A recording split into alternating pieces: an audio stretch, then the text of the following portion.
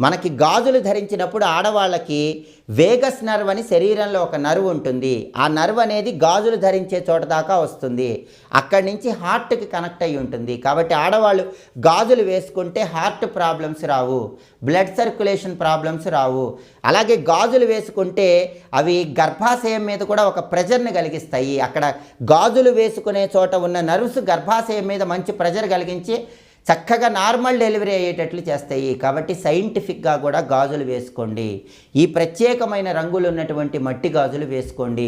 నలుపు, నీలం రంగు, గ్రే కలర్ గాజులు వేసుకోవద్దు. ఈ నియమాలు పాటిస్తే లక్ష్మీ కటాక్షం చాలా సులభంగా కలుగుతుంది. ఇంకా ఇలాంటి మరిన్ని ఆసక్తికరమైన విశేషాంశాలు తెలుసుకోవాలనుకుంటున్నారా?